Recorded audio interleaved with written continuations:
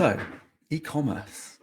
I mean, where I'm going to start with this and sort of building a great funnel is understanding that we all want to be loved, whatever age we are. We all want people to be talking about us. We want to talk about us. We want people to be interested in us. We want to be loved. And that's really what you want to hold true when you're thinking about your shopping experience. You want to think about how you can make the shopping experience all about your specific customer or customers. And you can do that by listening well to what to what interests them and helping them buy. Don't sell anything to anyone. I mean, you can ask them if they're going to buy something, with call to actions, or if it's in person, actually asking if they're interested, would they like to go further with it. But it's always, you never want to push anyone down the road to buying something they don't want. You want to lead them there and make them excited enough that they really want to buy it. But the core focus really of any experience, particularly an online one, is you want to show that you care about your customer. So to do that, you've got to know your customer. With this, I mean, I have a whole other webinar, I think it's number 11 I've listed here, all about understanding your customer. So I'm not going to dive into it too much here, but I'm just going to cover one key area, which I think is really important. But when it comes to online, you aren't in front of the customer, so you're not able to respond to the questions they're asking. So you have to think ahead. So you have to really understand who they are and really think about what product benefits that you have are actually helping and supporting what your customer wants to do. Now, I think in that webinar that I've mentioned, number 11, that's where I talk about really understanding what your goals of the customer are. What are they trying to achieve, whether it's a big life goal or a very small goal, like they need a hole in a wall and you've got a product, a drill, or something that can make that hole in the wall for them. You really want to understand what they are trying to achieve, and then you can find the right product for them. And maybe in certain cases, it's a case of redirecting them somewhere else. So it's really good to understand not only the goals, but also the actual benefits and how your product or your service benefits the customer. So let's have a look at that. An example I typically give is HelloFresh. It's a meal box delivery company, so they'll deliver one of these boxes once a week with all of the things that you need in there to make a meal. What I like about HelloFresh is from a marketing perspective. They are orientated around the customer. So they have developed this whole product, their whole meal box service, to benefit the customer's needs and the customer's goals. So I outlined a few here, and actually it's quite clear to see what their goals are, because you can go and visit the HelloFresh website. I think it's still the same. And you can see a lot of the wording they use addresses these customer needs specifically. So a couple of examples are people want to save time cooking. Maybe they're it's slightly different now, but people are always busy. But let's say people are commuting back from work and it's 6 o'clock, 7 o'clock, 8 o'clock. And they've got to put a meal on the table for them, just themselves, or maybe their partner, or maybe even their children. They've got work to do when they get home from work. That can be quite stressful for people who don't enjoy it. So knowing that you can have a product that will actually save you time cooking, and we're always looking for that. I mean, the number of utensils and tools that have been sold in the kitchen, from mixers to smoothie makers, bread machines, and so on, that all aim to save people time cooking and changing their lifestyle, is immense. What HelloFresh are doing, almost like saying, well, you can discard with a lot of that and just go buy everything straight from us. So save time cooking, that's one of the goals. Saving money. A lot of people think that buying fresh produce is going to cost a lot of money because a lot of it's going to be wasted. With this, they are actually able to give a fixed cost each and every week, but also not have any wastage by not giving you any more than you need. So that links into the first one, where they give you pre-measured food, and that saves time cooking because it saves time preparing.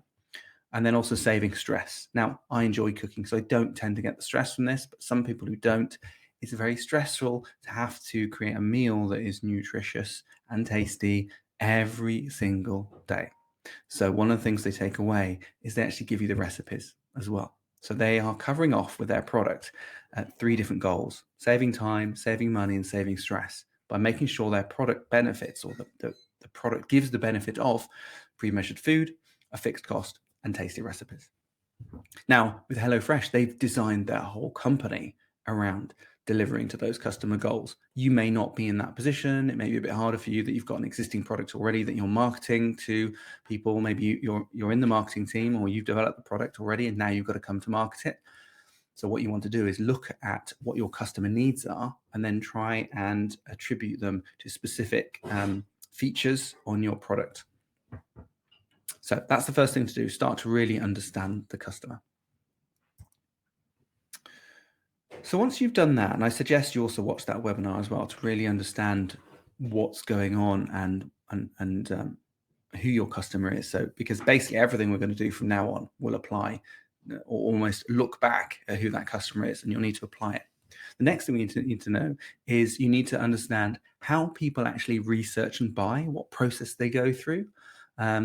Usually, and it's going to vary, but typically people are going to start broad and they're going to narrow down until they find what they want. Now, it could be quite quick. It might be that they just ask a friend in person, hey, I need a new washing machine. Which one do you have? Do you recommend any? And they might give them an exact model and they go and buy it. Well, that's done. And it's totally offline interaction until they get to that last point of going online. But even then, it could be that they do a bit of research into saying, well, where can I get that from? Where's the cheapest place? Or where's the place with the best service record? But most of the time, people will start broad and narrow down. It could be that they don't know they need a new device and they are looking for a solution to a problem. And so they're searching for their problem online, might lead them to blog articles. They might come across articles on social media or videos, which then start to hint at them that actually if they upgrade their device or upgrade whatever, a unit they've got, a washing machine, for example, then maybe they can accomplish that task they're trying to do and have a new machine at the same time. It could be, for example, that they want to get a tumble dryer, so they need to dry their clothes. Well, there's lots of different ways of drying clothes. You could get a clothesline, inside, outside. You could get, and there's lots of different types of clothesline. You could get those little wires that hang over radiators. You can get a tumble dryer, or you can actually upgrade your washing machine and get a built-in washer dryer in that as well. There's lots of different pros and cons of each one, but basically people are going to start with a problem, a goal that needs serving first before they do anything else. It's also worth noting that people are going to touch your brand and maybe even your site multiple times before they buy anything. Sometimes that could be quite quick. Sometimes that might be many iterations of bouncing in and out of your site until they actually buy. I'll come on to that a bit more later. But let's have a look at a typical scenario. So this is just an example journey I made up of maybe something I might go through. So the first thing that your customer is going to do, or your potential customer, I should say, is they are going to look for help. They've got a problem, and the problem is the washing machine doesn't work. Now, there's a couple of ways you can fix that. You can just buy a new washing machine. You can say, I want to buy whatever the current model of that washing machine is and just replace it. It might be that you want to fix it yourself, and in many cases, that's what I want to do. I'm interested in that. I want to break it apart and see if I can fix it. So the first thing I'm going to do is go, how to fix washing machine, because you don't want to buy a new washing machine before you've tried a few ways to fix it. Is the electrical supply faulty? Does it need a new fuse somewhere? Is the timer gone? Some basic things. So you might look how to fix washing machine. You may even put in the specific washing machine you've got. Now, as some people might find that you get into fixing a washing machine, you've got some spare screws when you could put it back together, a pulley that's in the wrong place.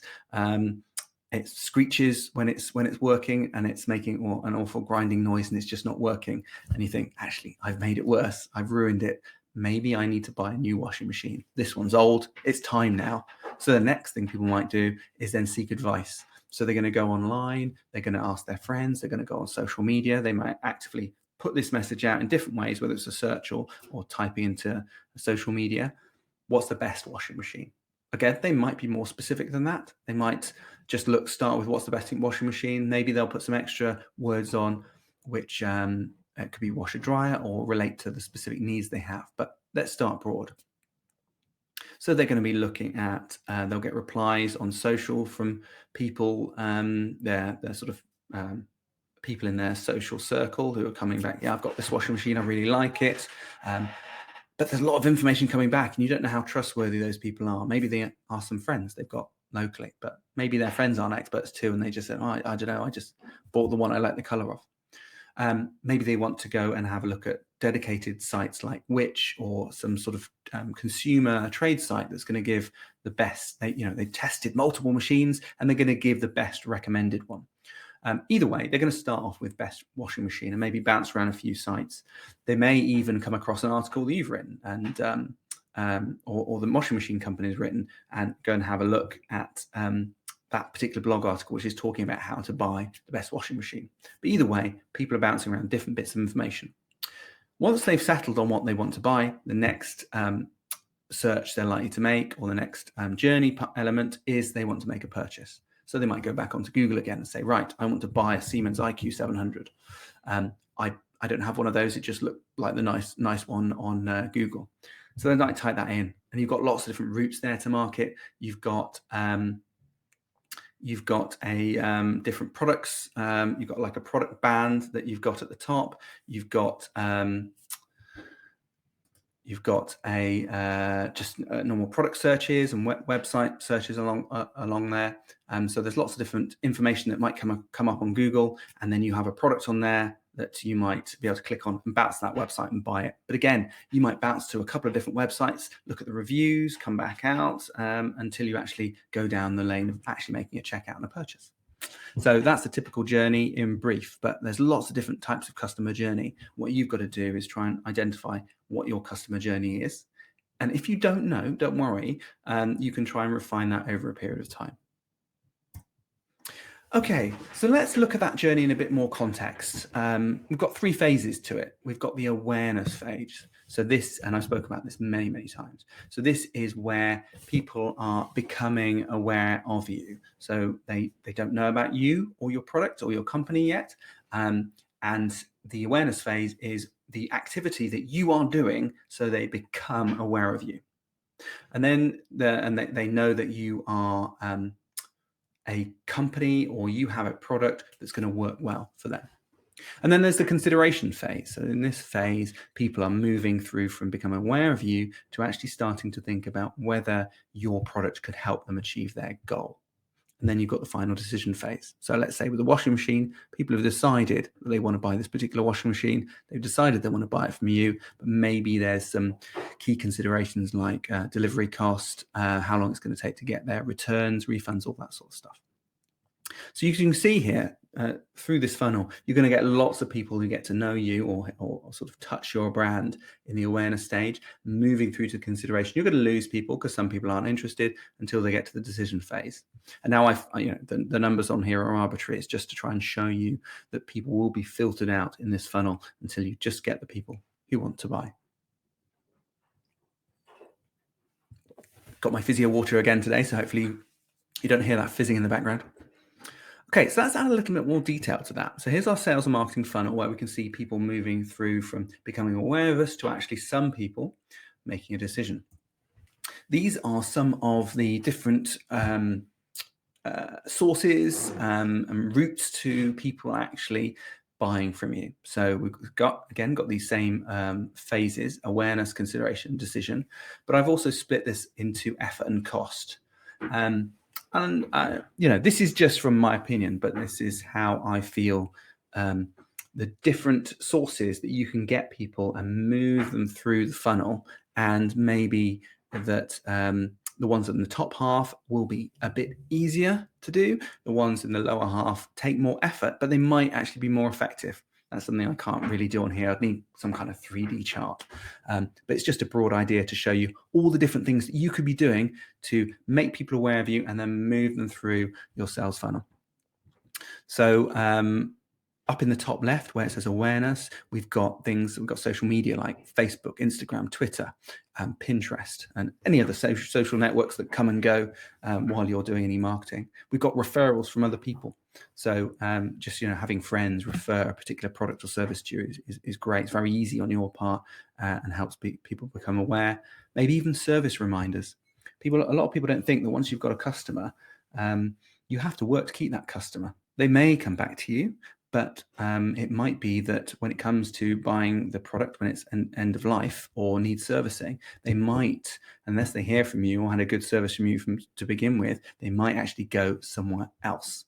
And so having a service reminder or some kind of regular informational email or phone call or some contact with your customer could be a really good way to keep them as your customer and get them to either upgrade, buy, or just have a service their product to keep it going well. So don't forget that service reminders or some kind of messaging on a regular basis, maybe an annual or quarterly basis, can be a really good way to keep people aware of you and not forget about you. Other elements in awareness, if we've got developing YouTube videos, how-tos maybe, getting some PR, on-page SEO, so actually really working quite hard on specific pages so that people can find you that way through Google search. Advertising, either on social, Google, banner advertising on other websites. Advertising can be very effective, although costly, but it can be very effective if targeted correctly. Link buildings, that's reaching out to other websites and maybe could it be product review sites and getting recommended by them, because they're, as we spoke about earlier, that could be one of the phases in that buying cycle, buying journey. Podcasts, I'm a big fan of those, obviously, and collaborations, print, lots of different route, but a bit more costly. So once you've got people's attention, we move to consideration. So this is where they are on your site. They're going to be spending a bit more time here. So there's going to be a landing page which is going to be critical. That could come in from your on-page SEO work. Maybe even from the landing page, they go through to a product page, because the landing page could be, and I use a client example, Hot Tubs Rock. So they've got a landing page called Buy Hot Tubs. So that's focusing on the topic Buy Hot Tubs. And it's going to be localized to where they're based in Lydney. So it's going to be localized to Gloucestershire, Forest Dean, that sort of area. So that's the landing page. But off the back of that, they've got a shop where you can actually buy hot tubs. So that'll be where the product pages are. Testimonials, really good for consideration, helps people, social proof, which we'll come on to in a minute, helps people understand what's going on, and blog posts as well. Blog posts are actually quite funny, because I think they sit a little bit in between awareness and consideration, because they can be giving useful information to help people make a decision, but they can also be found on search engines. Things that are a little bit more difficult would be case studies, particularly video case studies of your clients. It's a bit more in depth. Emails, drip emails as well. So actually setting up a sequence of emails, maybe even printing a brochure out. I know that can work quite well in some industries. We've got a weekly, it's not a food box, it's a veg box that comes. So it's a lot of fresh veg comes in there. And I actually look forward to that little newsletter, because it's got a recipe in there, and it's got a little bit of news about what they're doing. They've got their referral scheme on there. So it's something very light bit of information that comes as part of their product, just to give a bit of an update on their company and give you something like the recipe that you can use some of the veg for. Again, going back to HelloFresh, takes them that stress away, because now I've got an extra recipe. Once people have decided they want to buy from you, it's not signed off yet. They need to go through a few other stages where they are going to decide to absolutely commit to buying from you. And the bigger, the higher the value, the more reassurance they're going to need to do that. So in these areas, we've got, in the decision phase, we've got things like FAQs. You're starting to get into the nitty gritty. People want to know exactly how you're going to deliver. What happens if I need to return? We've got guarantees. Do you offer a guarantee? I think it's worth it if you can offer some sort of guarantee, or you will return a product, or you'll give money back on a service that people aren't happy with. You should say that, and that becomes a bit of a guarantee. The checkout process, making sure that's clean and clear. Things a bit more difficult, sales email. So I'm thinking this is more manual. So this is you emailing someone personally. It can, if you target it correctly, can be highly efficient, but it's a lot of effort on your part to do that. Sales calls, exactly the same, bit more effort, and it's quite disheartening when they turn you down, and follow-up emails. So it's a real manual process there. Anyway, so I'm just working through that. Hopefully that's given you some good ideas about different ways that you can attack your sales funnel. But the key thing to understand is to know that people are moving down that funnel, and you've got to first make them aware of you before they can move through consideration and decision. Touch points. I mentioned it before, And actually, an action coach guy, I'm not sure if he's doing action coach anymore, but Simon Williams, lovely guy, used to work with him a lot. And he always spoke about 7 touches. Now, I haven't got a graph here, but if you can picture a graph where you've got along the bottom of the graph, you've got the number of times people interact or see your brand somewhere. So it could be social media, it could be reading an email, it could be speaking to someone on the phone, looking at your website. Each of those is a touch point. And if you can imagine the scale going up is the chance of success of actually getting a sale. And if you picture the curve goes along quite shallow to begin with, because we haven't got many touch points, but as we get closer to 7, the scale, it goes up the scale, and the chance of actually getting a sale increases to 100%. And then as we go past that, it tails off again, and it leaves what's called a bell curve. Now, it's going to vary depending on your customer, depending on your market, depending on the product. How many touches is going to be the most optimum amount of touches to actually get a customer? But the theory is, if you can just work with 7 to begin with, and then and refine it, the theory is if you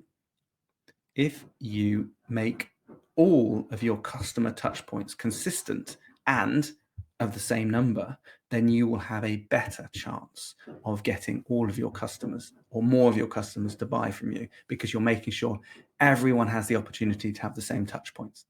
You may not know what they are to begin with, so it's worth thinking them out. And it may not be 7, it may be 15. Maybe people are seeing you on social media, so they each time they see a post of yours, that's another touch point. Maybe they click through to the website and the blog, that's another touch point. So it may well have increased for you. Don't worry about what the number is, but just start to monitor how many times people have touched your brand before they actually come through to you, and then try and make that process consistent. Let me give you an example.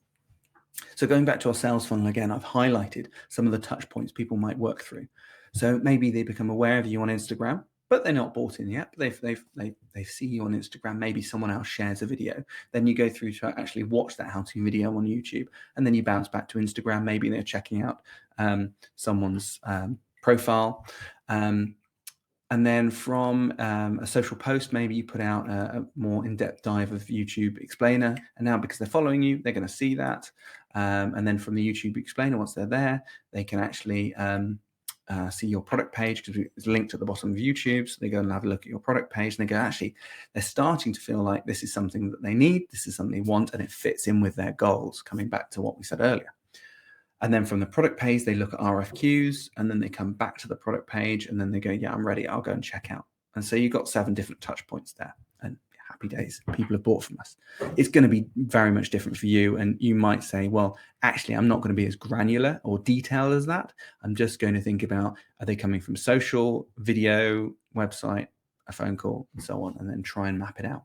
But it's good to decide what you would like those touch points to be, and then experiment with seeing if you can make sure that everyone has that one experience.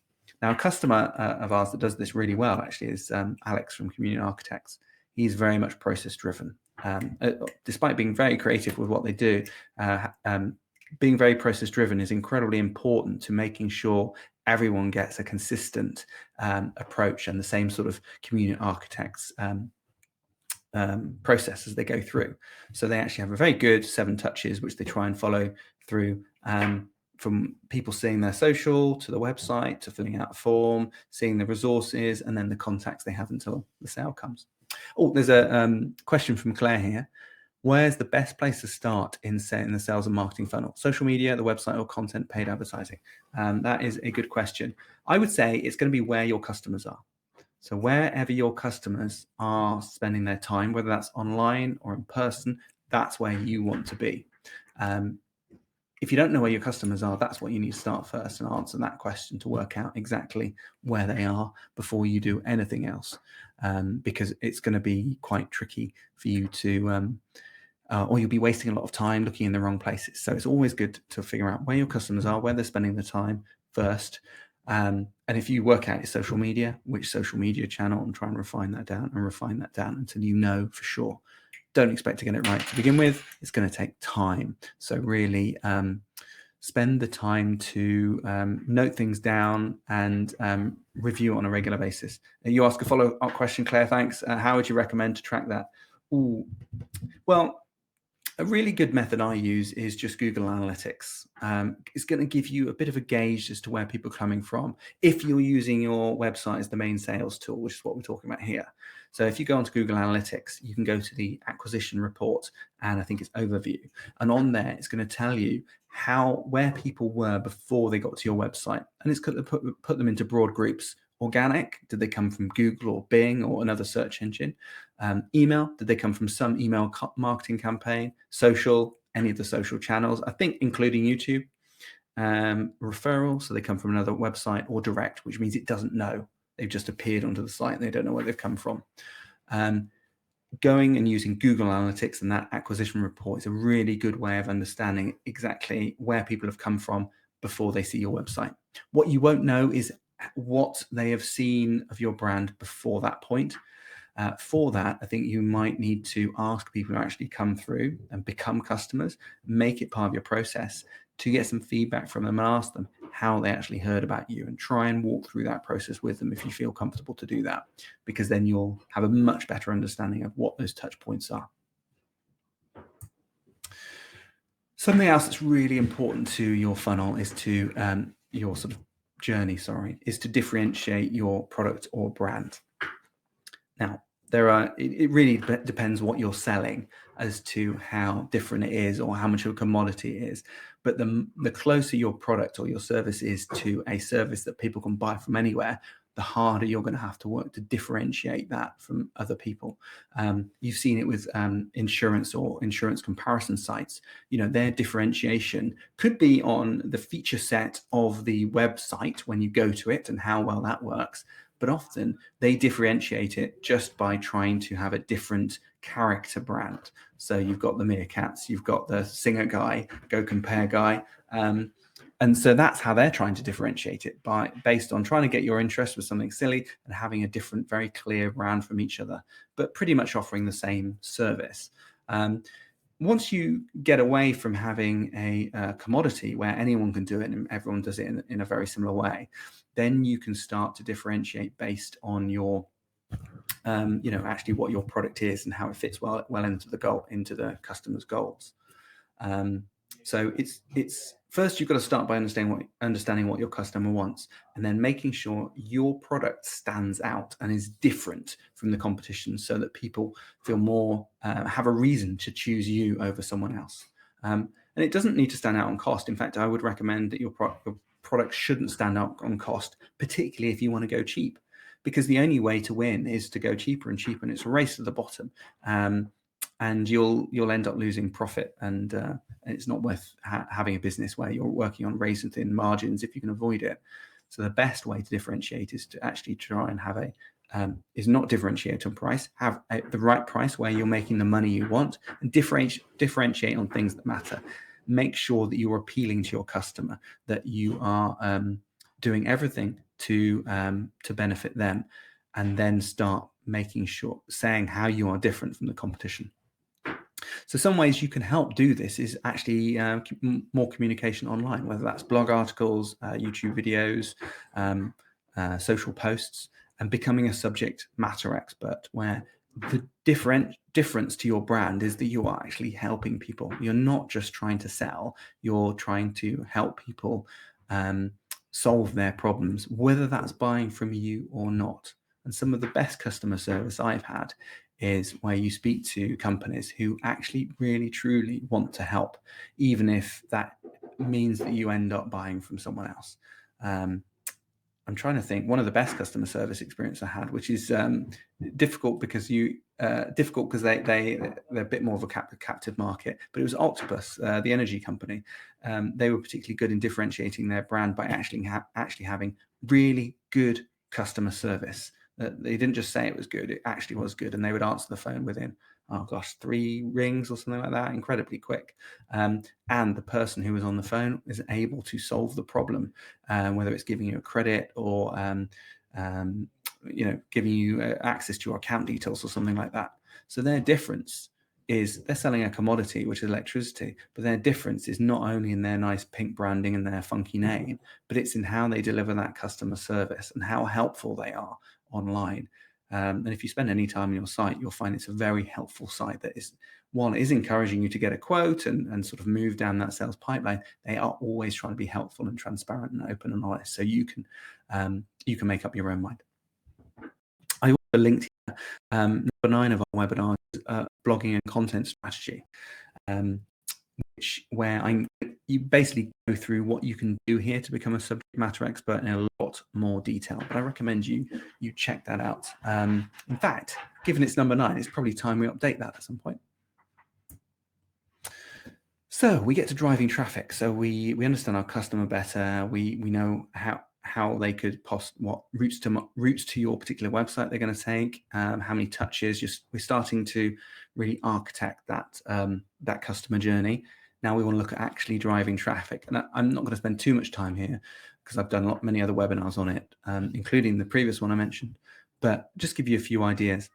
And I mean, on that previous slide with the sales and marketing funnel, you see there's lots of different things you can focus on. Just focus on the ones, where your customers are and the ones you feel most comfortable on. Don't spend too much of your time in different areas, because what you'll find is you'll be jumping from one to the other and you won't be really devoting the time needed to one particular area. So focus on the smallest amount of areas first.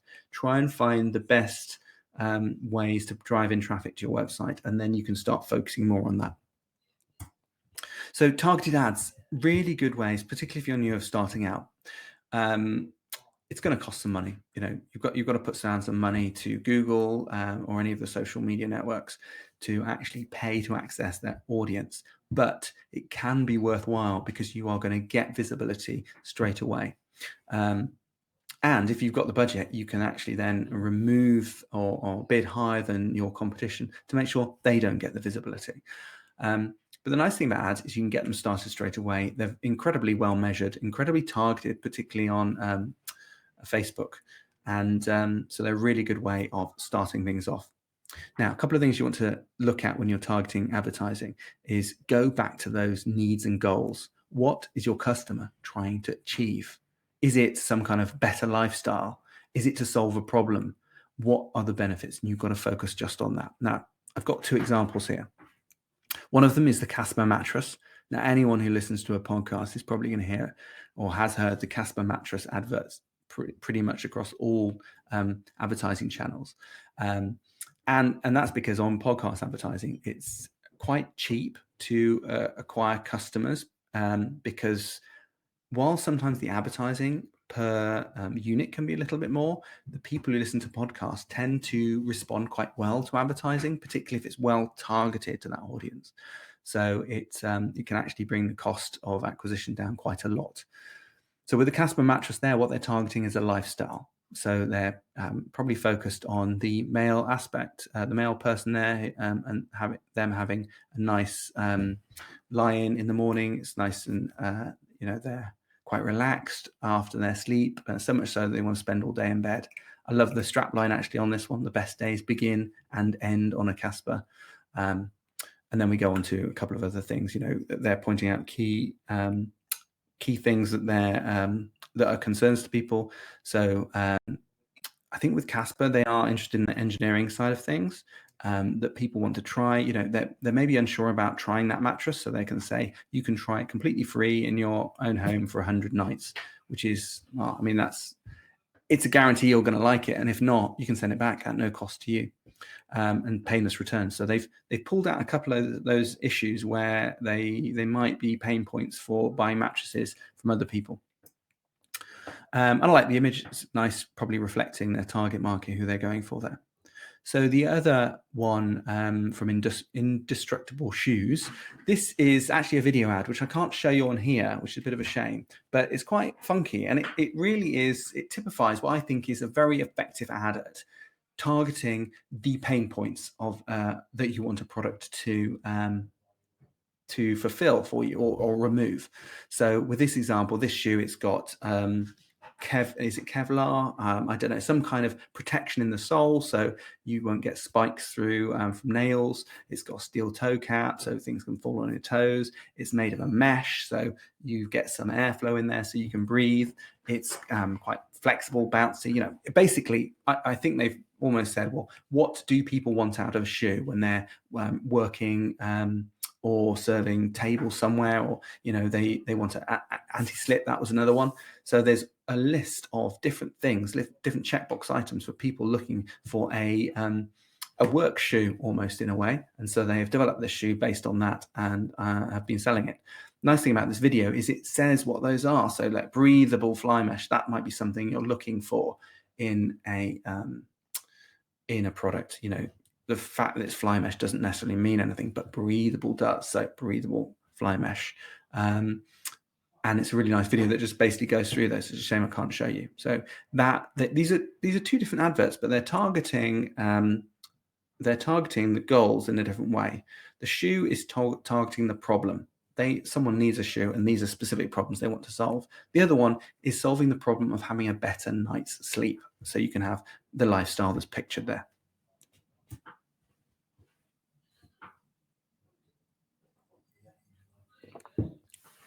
So in this next one, this is mainly about social, but it could be blogging as well. And it's about producing engaging content. Again, this is outside, or maybe a little bit on your site, actually.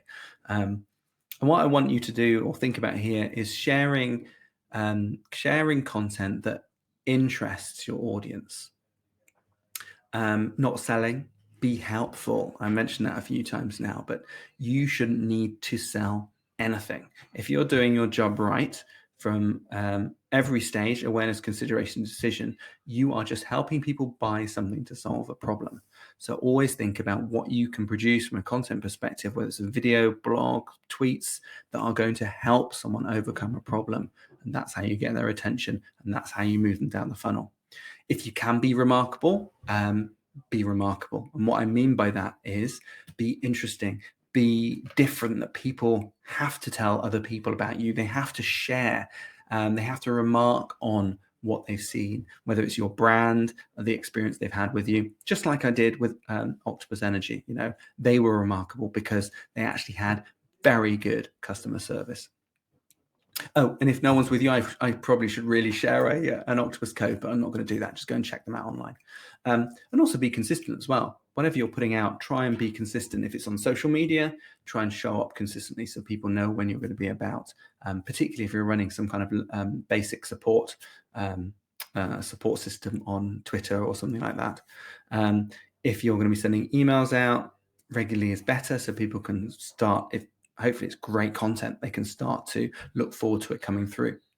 Here's an example here from a shaving company where they're talking about, I think these were videos where they're talking about different ways of how you can basically groom yourself, but looking at it from a problem point of view. So they've got like 6 shaving tricks, avoiding the 5 o'clock shadow, why manual shaving will give you a better shave, all that sort of thing. So they're trying to target problems that people want a better shave, and their products can help.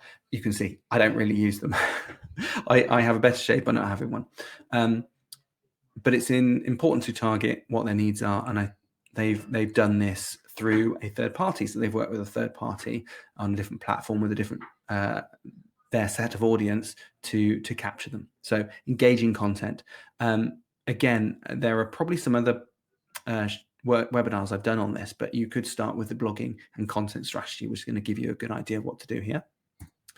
And then researched SEO. What I mean by researched SEO is not just thinking, oh, I need to bang on a couple of keywords onto my website.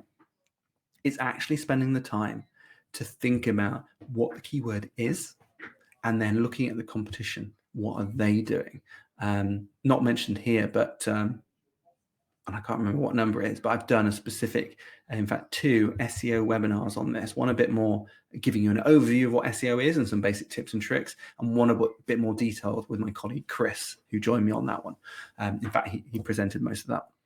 So that's what I mean by research SEO, is spending the time to really find out who your competition is, what they're doing well and better than you. Now, I gave you an example of this before with Hot Tubs Rock, so I'll just repeat that again. What we ideally want is on our website, our e-commerce website, is to capture the broad keywords like buy hot tubs, and and then focus in on keywords for products. So be quite specific for those. So it could be a particular hot tub brand is one of the product names. And where possible, do try and include the actual keywords in there as well. So I'm trying to remember some of the Angharad, you'll be shouting at me, but I can't remember any of the hot tub names. But so you've got a brand of a particular type of hot tub, and Rotaspa, that's one of them. So you've got maybe a Rotaspa. Well, it's a Rotaspa hot tub. Don't just put the Rotaspa in there. Try, if you can, to put a hot tub in as well, if it's relevant. And so that what you've got then is you've got several different landing pages. You've got the main one, which is for the broad keywords where people are putting buy hot tubs, and that's where you want them to land. Or maybe in this case, buy hot tubs Lydney, or buy hot tubs Gloucestershire, making sure all of those keywords are on the page. And then for each product that we've got off the back of that in the shop, we've got specific products that people might be searching for once they've gone through that research phase, with the model numbers in there as well. So if people just search for a model number, you've got a chance of coming up. But also putting in the keyword as well, if it's relevant, where people might put in a Rotaspa hot tub. And something else, I actually added this late because I forgot completely about it, but it's something really, really useful to if you've got an e-commerce site, and that's to make sure you set up your Google product feed. Now, to do that it's a little bit complicated, but it can be worth it, because what this means is it takes all of the products from your website, puts them into a special text RSS feed. Is it RSS feed or XML? I don't know. It doesn't matter. You don't need to know the technology, but basically then pushes that data into Google's system and then allows those products to be found in Google search.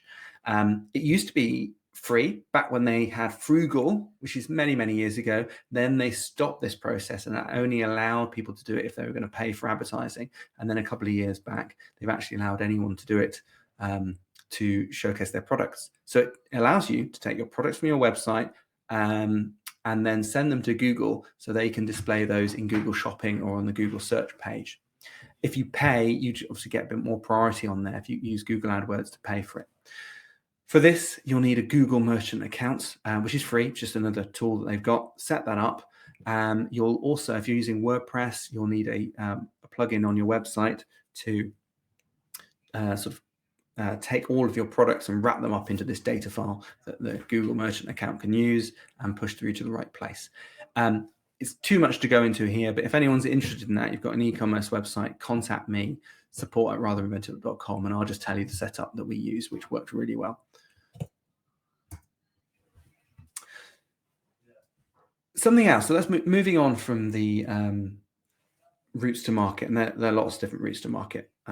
Email is one I mentioned, but I haven't got time to show here, is once people land on your website, social proof is something that you really want to provide to show that other people are actually using your product. Lots of different ways to do it. Actually, another example from Hot Tubs Rock here is just to show testimonials that people have freely given on other platforms. This is a plugin, and what it allows you to do is pull in testimonials from Google, My Business, Facebook, lots of different sources, and then show them on the site. And you can position roughly where you want those to go on the site and say whether you want a whole page of them, just 3 different formats and styles. The nice thing about this for me is it shows other people have trusted you in the past and are willing to spend their money with you to get the product. And hopefully it gives people an insight into what that service is going to be like. This is why, going all the way back to what I said right at the beginning about people just want to be loved, and building this into your process is really the best customer journey you can give. If you can do that, and you can give the customer what they want at every stage, and once the product is delivered, you can give them the service to back that up, that's when you're going to get great testimonials. And those great testimonials are going to help sell more products and bring more people over the line and make it easier to sell what you're offering. The other thing to do is try and involve your customers in this process too. So if you can get them to take selfies, maybe showcase the products in use. Okay, sure, a lot of people aren't going to want to do that, but a lot of customers quite like doing that, especially if they get to share what they're doing with the product on their social media. with their friends, and then maybe you as a company, you can showcase that on your website or on your social media, and they can say, hey, look, I'm on the so-and-so's website. That's quite fun for a lot of people. They like to see that. And actually, this company, there are a few companies that do this quite well. One of them is a t-shirt company called Threadless, which I don't think they do this anymore, but when they did, I thought it was a brilliant idea. It's not pictured here, but basically what they had is they get their community to design the t-shirts. The community then picks the design they like, and then they will make that t-shirt. So it's a really nice way of coming up with new designs for t-shirts. The community aspect also, the people who buy those t-shirts are then were then encouraged to take pictures and send them back in, and they would put those pictures, little customer thumbnails, next to the product, so you could see what it looked like on different body shapes, male, female, different skin colors, and all that sort of stuff.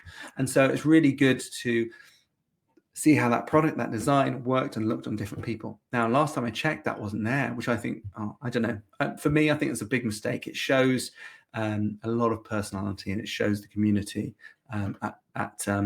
working at scale there.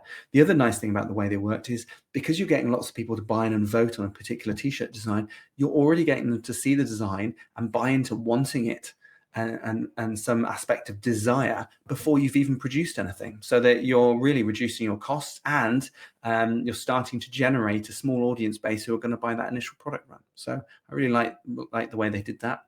I don't know, I maybe even always say this particular product wrong, but Sugru is like a moldable plastic glue thing, or rubber glue, and I've bought some before to use to if I need some little rubber feet on something, I can use these little balls and mold it around, and then give it a day and it sets nice and hard, but it's very easy to form. You can fix toys with it, maybe fix little broken bits of plastic by molding your own fixings and so on like that.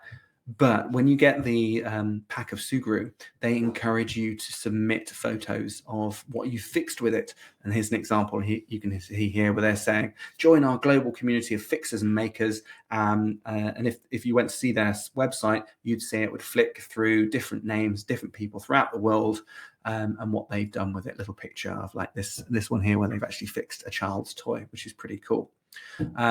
So I think that's the ultimate. Get testimonials by all means. But the ultimate is to get your customer involved in not only sharing back the product, recommending it to other people, and basically becoming your own sales team. So yeah, definitely get customers involved. So we've got a great process now. What we want you to do is refine and optimize it. So you're getting people all the way through to the checkout. Make sure that you are monitoring that in some way. You're monitoring the process. So make sure you've got Google Analytics installed on your website, so you can see where people are coming from, how they're moving through the site.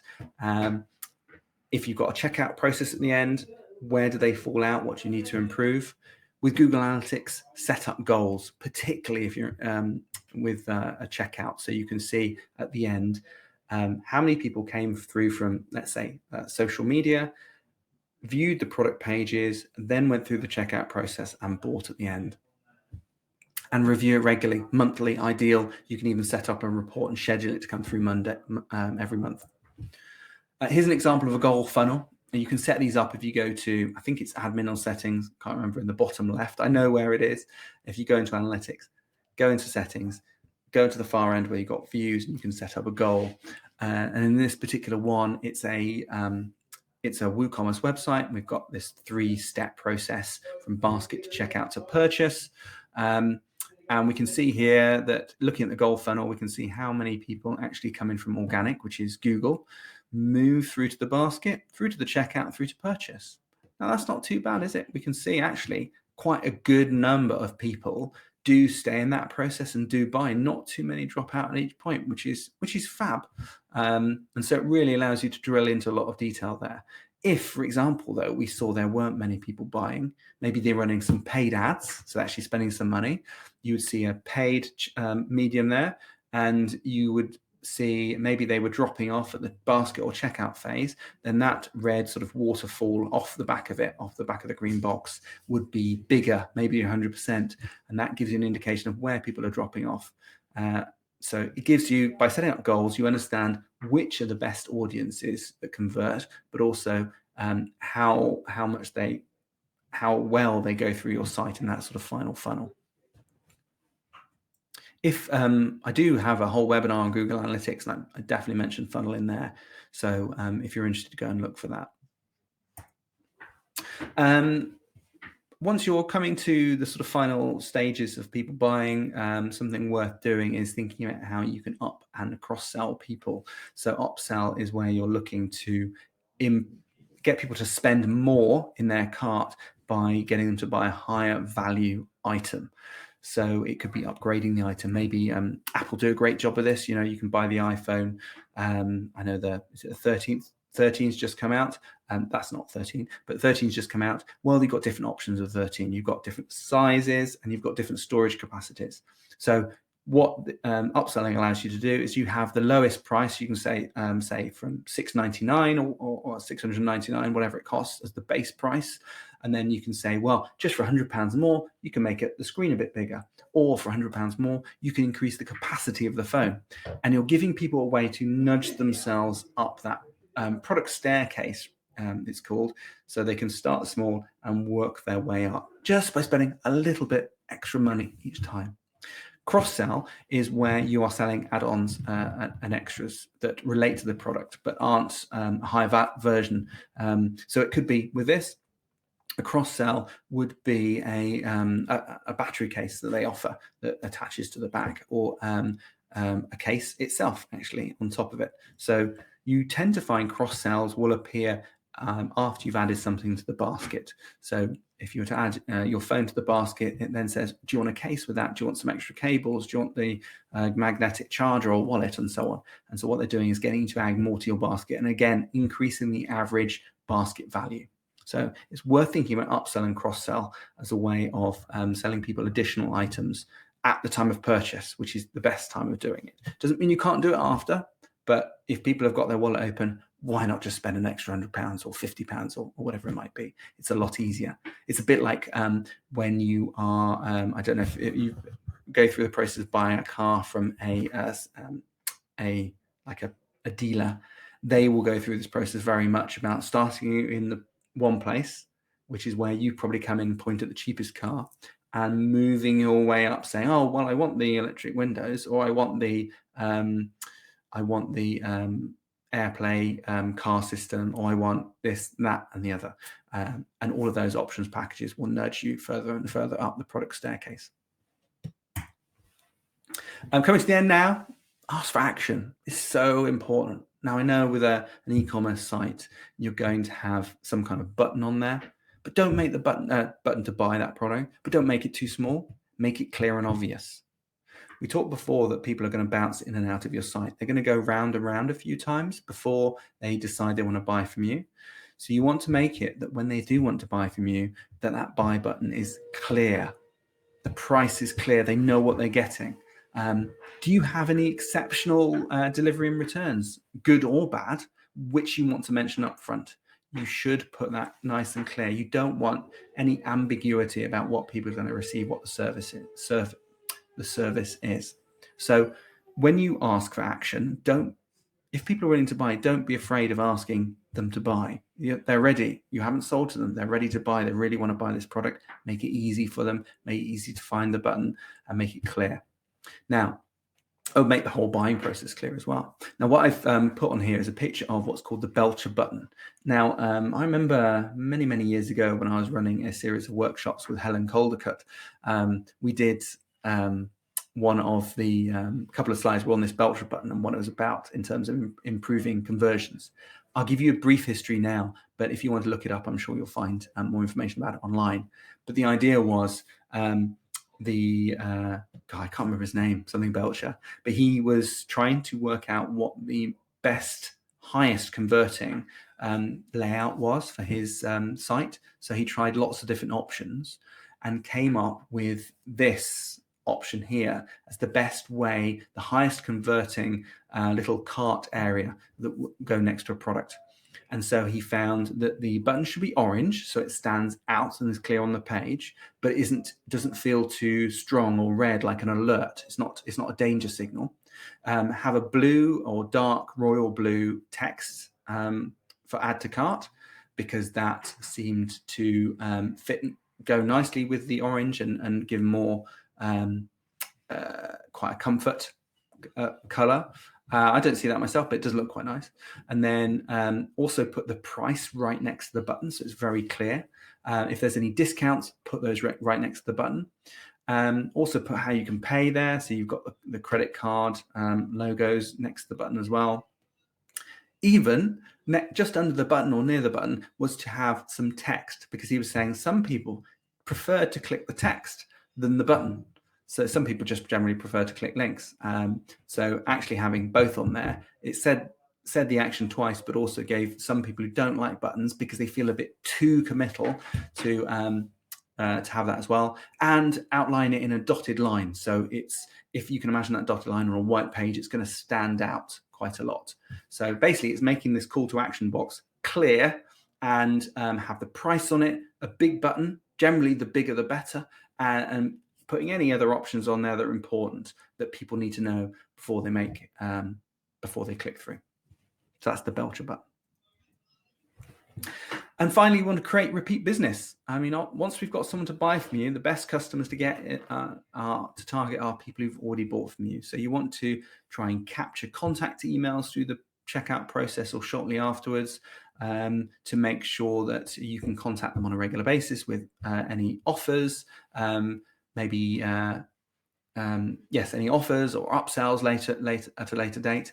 Maybe you want to capture people before they've even bought. So maybe you could get a trial of your service or offer a freebie for them to sign up to. Maybe even discount codes for future orders. I know that can work quite well. But once people have bought from you, if you want them to buy additional consumable items, you can offer them a discount to go back and buy it from you. So that's it. Hopefully you found that useful in terms of refining your e-commerce funnel. I mean, there's a lot there. And if you want to dive off into any of those specific areas, then I've got different webinars that will be useful to you. But what I'd like you to do is think about one thing that you've heard that would be really useful. What can you put into action over the next 30 days? And try and make a commitment to do that. If you enjoyed this club, do tell your friends. Let them know about this club. I do, as I said, a new webinar every single month with help on general marketing strategy, social media, SEO, video, more. I mean, as I said, this is the 33rd, so we've got a lot of webinars in the bank already, and there's also the audio version as well. Tell your friends, send them over to ratherinventive.com/club. And I'll just let you into something that we're hopefully happening over the next month or so. Claire and I are working on the new Rather Inventive website, which will be going live soon. I won't give you the date, but soon. And at that point, we're going to move everything from Basecamp over to the new site, where you'll be able to access everything there. And hopefully it'll be a little bit easier to go back and see previous content. So hopefully that will be out in the next month or so. Thank you very much. The next session is not on the 26th of September. I've done it again. I haven't changed the month. It's on the 26th of October, still at 1 p.m. So I look forward to seeing you then. Don't know what the topic is. I'll surprise you, but I will let you know in advance. All right. Thank you and enjoy the rest of your day.